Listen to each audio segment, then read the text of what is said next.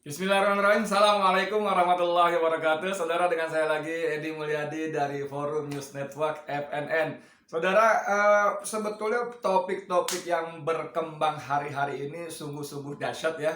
Mungkin yang kalau kita lihat Twitter yang trending topik presiden terburuk dalam sejarah. Wih, ngeri ya. Presiden terburuk dalam sejarah ini luar biasa sekali ya.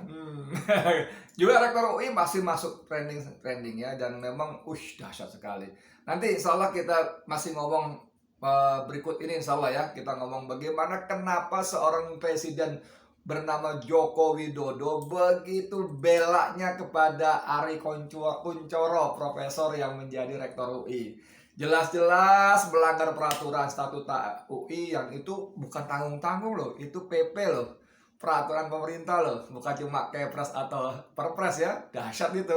Tapi yang bukannya orang yang ditegur dicopot, peraturannya diubah. Wah, ini kalau lihat bagaimana respon netizen luar biasa. Sampai bukan cuma rektor UI buru-buru melanggar lampu merah, besoknya peraturan diganti, kalau merah jalan, hijau berhenti. Rektor UI kehabisan bensin, SPBU-nya suruh nyamperin. Gila gak? Lalu apalagi yang paling parah, rektor UI naik gunung gak kuat, gunungnya suruh turun. Waduh, dan yang paling top barkotop, rektor UI tenggelam di laut, lautnya suruh kering. Ini tentu saya sebetulnya prihatin ya, bagaimana kita punya presiden menjadi olok-olok semacam itu. Tapi itu memang buah dari perbuatannya sendiri. Tapi sorry, saya mau bilang, kita pada podcast kali nggak ngomongin rektor UI, tapi masih ngomongin Presiden Jokowi sih. Ini beritanya sebetulnya tanggal 17 sebelum Idul Adha, tapi menjadi menarik karena begini beritanya. Jokowi minta Ma'ruf Amin bantu Menak Yakut agar perayaan Idul Adha sesuai prokes. Coba kalimatnya ya, ulangi ya. Jokowi minta Wapres Ma'ruf Amin bantu Menak Yakut agar perayaan Idul Adha sesuai prokes. Ini dibuat oleh Liputan 6 dan saya kira banyak juga yang lain-lainnya. Ya, sebentar. Ini dia. Oke, Jokowi minta Ma'ruf Amin bantu Menak Yakut agar perayaan Idul Adha sesuai prokes. Saudara, apa respon Anda yang Anda pikirkan begitu membaca berita ini? Seorang presiden meminta atau memerintahkan wapresnya untuk membantu menteri dalam konteks Idul Adha. Jadi gini deh, saya baca dulu deh ya sebelum kita komentarin yang geli-geli enak gitu. sorry, nggak bermaksud porno loh, geli-geli enak aja ya. Itu kalau makanan itu termasuk ongol-ongol. Anda tahu ongol-ongol? Ongol-ongol itu makanan dari sagu yang dikukus, biasanya warna-warni, dan warna-warninya terang cerah. Saya nggak tahu bahan pewarna apa, apakah warna makanan atau warna tekstil yang dipakai, tapi dari sagu warnanya bisa cerah gitu ya, merah, hijau, ungu, biru maksud saya. Biasanya agak sedikit tawar, nggak ada rasanya, terus dikasih parutan kelapa, dikasih gula, dicocol. Itu itu kalau saya itu rada-rada geli megangnya, lengket kan kelihatannya gitu, tapi enak. Geli-geli enak. Ngaco lagi. Saya baca ya. Presiden Joko Widodo meminta Wakil Presiden Ma'ruf Amin untuk membantu mengkomunikasikan ke masyarakat tentang perayaan Hari Raya Idul Adha 1442 Hijriah. Dia meminta keduanya dapat memastikan perayaan Hari Raya itu tetap menjaga protokol kesehatan. Hal ini mengingat kasus COVID-19 di Indonesia sedang melonjak. Oke? Mungkin Bapak Wapres bisa bantu. Kalimat langsungnya ya. Mungkin Bapak Wapres bisa bantu dalam hal ini, Pak Menak bisa komunikasikan ke bawah sehingga perayaan Hari Raya Idul Adha betul-betul lebih hikmat. Tapi semua bisa jaga prokes, jelas Jokowi saat memimpin rapat terbatas yang ditayangkan di YouTube Sekretariat Presiden Sabtu 17 Juli. Bos, karena kita masuk masuk komen-komen, boleh dong kalau kata Babe Aldo masuk reaksi. Ya, dia suka pakai nama reaksi. Ini kenapa sih si Edi bolak-balik nyebutin Babe Aldo juga terus ikut-ikutan gue lu lagi, bro. Sorry, ini selingan aja supaya nggak terlalu serius gitu. Masalah hidup itu sudah terlalu berat kalau kita berserius berkerut muka tambah berat rasanya. Kadang kita perlu ketawa-ketawa dikit ya. Jadi Anda bisa bayangkan nggak? Saya ulangi kalimat depan tadi. Anda bisa bayangkan nggak seorang presiden memerintahkan wakilnya untuk membantu menteri? Iya.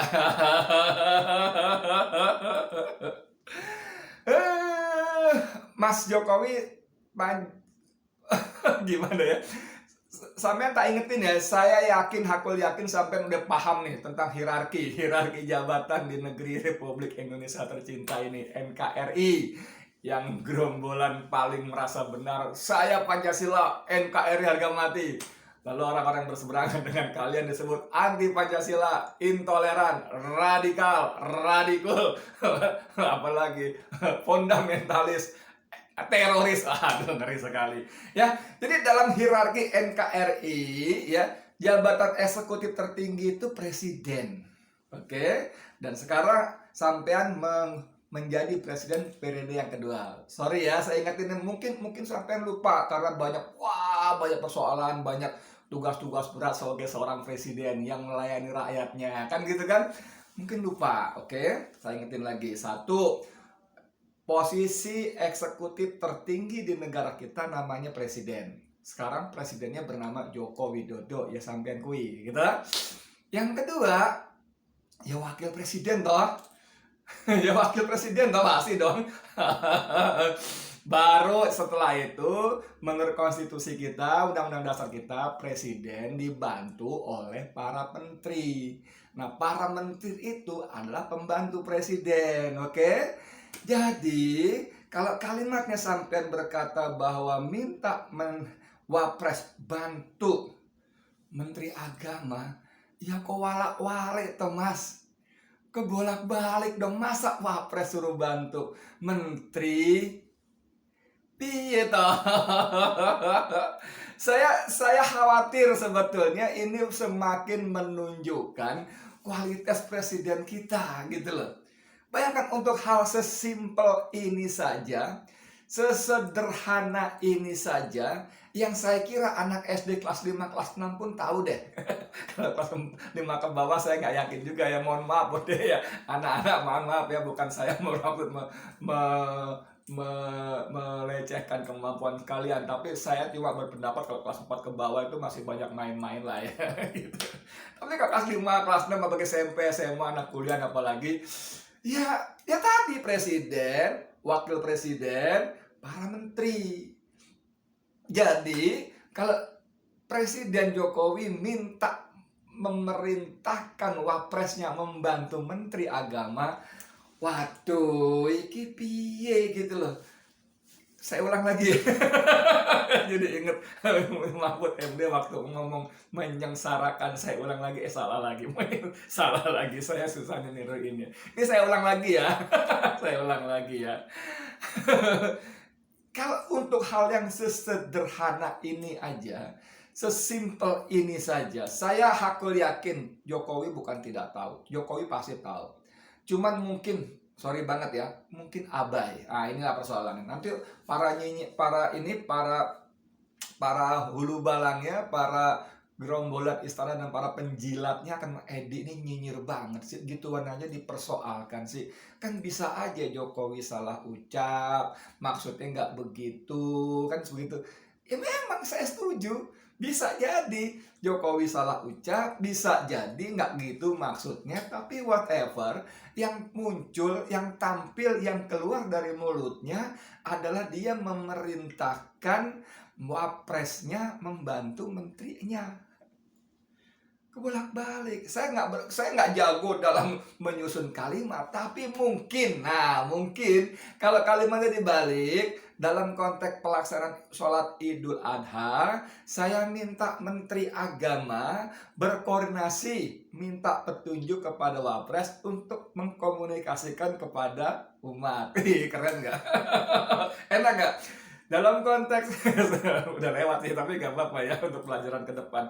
Dalam konteks sholat Idul Adha, pelaksanaan sholat Idul Adha, saya instruksikan, keren lagi kan? Saya perintahkan Menteri Agama berkoordinasi dengan Wakil Presiden untuk minta petunjuk dan arahannya tentang mengkomunikasikan kepada publik. Wah, enak itu, top itu. Tapi ya saya nggak tahu apakah, mohon maaf banget, apakah diksi, struktur kalimat seperti itu bisa disampaikan oleh Jokowi yang secara jujur, secara jujur mengatakan, oh ya dulu kuliah saya IP-nya berapa gitu. Saya nggak tega ngomong ya, kan dia sendiri yang ngomong loh IP-nya IPK-nya, indeks prestasi kumulatifnya berapa. Saya nggak tega ngomong ya, tapi dia sendiri yang ngomong kan. Ketika Bapak gimana, apakah hobi baca? Oh ya enggak suka, saya nggak suka baca buku politik, saya hobinya baca komik Shinchan, Doraemon, kan gitu kan nggak ada sebelahnya ada Iriani istrinya. itu itu viral.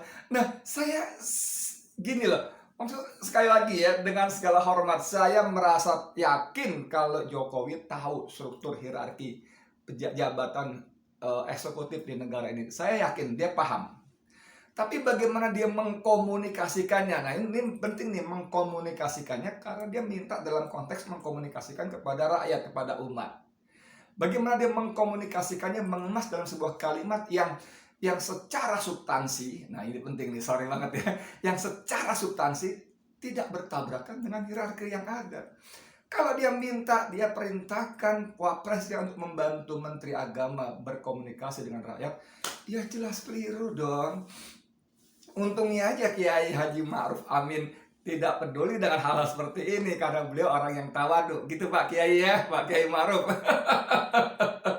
Beliau orang yang tawadu, tidak terlalu mempersoalkan soal anggah ungguh seperti itu.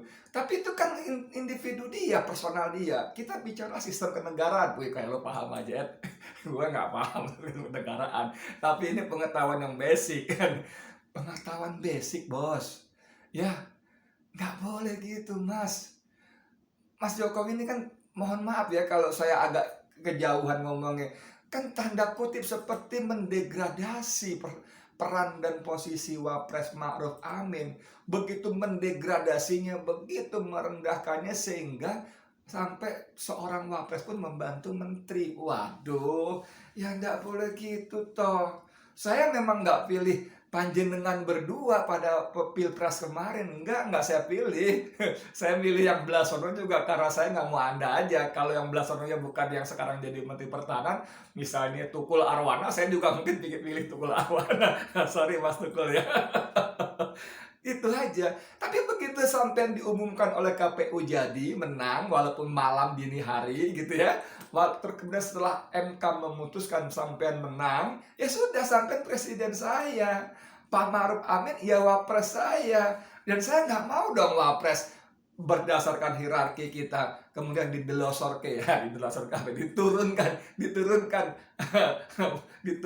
menjadi membantu menteri. Ya saya nggak mau dong, jangan gitu dong. Kiai Ma'ruf Amin tuh wapres itu di atas menteri gitu ya. Enak gak sih ngomongnya?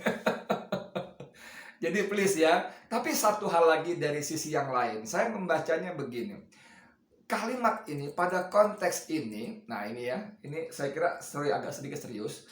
Ini menunjukkan bahwa pemilihan Kiai Haji Ma'ruf Amin menjadi wapres itu lebih pada tujuan untuk tanda kutip menghadapi umat Islam.